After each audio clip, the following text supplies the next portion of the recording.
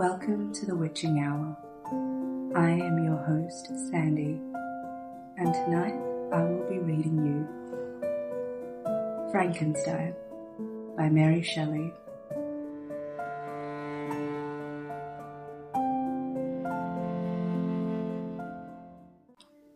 Letter 2 to Mrs. Seville, England, Archangel, 28th of March. How slowly the time passes here, encompassed as I am by the frost and snow. Yet a second step is taken towards my enterprise. I have hired a vessel and am occupied in collecting my sailors. Those whom I've already engaged appear to be men on whom I can depend, and are certainly possessed of dauntless courage. But I have one want which I have never yet been able to satisfy, and the absence of the object of which I now feel as a most severe evil. I have no friend, Margaret. When I am glowing with the enthusiasm of success, there will be none to participate my joy. If I am assailed by disappointment, no one will endeavour to sustain me in dejection. I shall commit my thoughts to paper, it is true, but that is a poor medium for the communication of feeling. I desire the company of a man who could sympathize with me, whose eyes would reply to mine. You may deem me romantic, my dear sister, but I bitterly feel the want of a friend.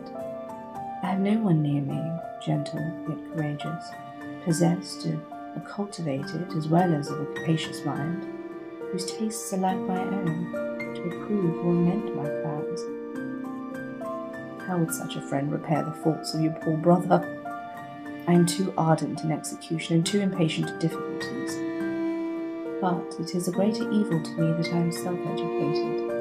For the first 14 years of my life I ran wild on a common, and read nothing but our Uncle Thomas's books of voyages.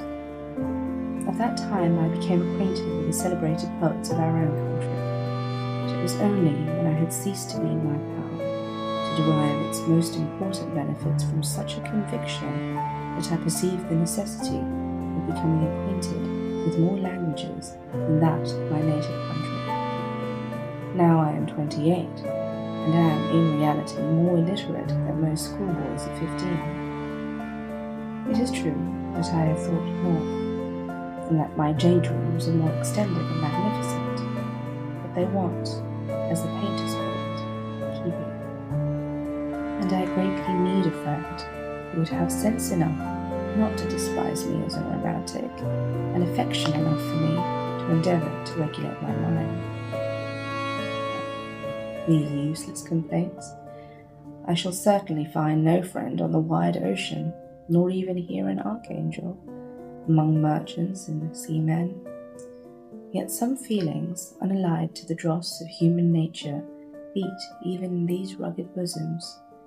My lieutenant, for instance, is a man of wonderful courage and enterprise.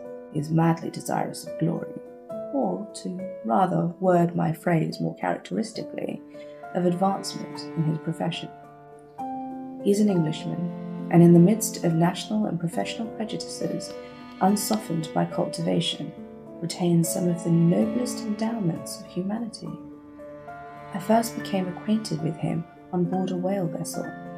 Finding that he was unemployed in the city, I easily engaged him to assist in my enterprise. The master is a person of an excellent disposition, and is remarkable on the ship for his gentleness, and the mildness of his discipline. This circumstance, added to his well-known integrity and dauntless courage, made me very desirous to engage him.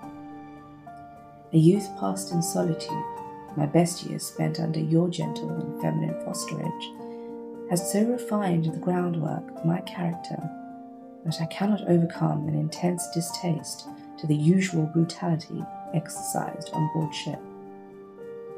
I have never believed it to be necessary, and when I heard of a mariner equally noted for his kindliness of heart and the respect and obedience paid to him by his crew, I felt particularly fortunate in being able to secure his services. I heard of him first in a rather romantic manner, from a lady who owes to him the happiness of her life. This briefly is his story.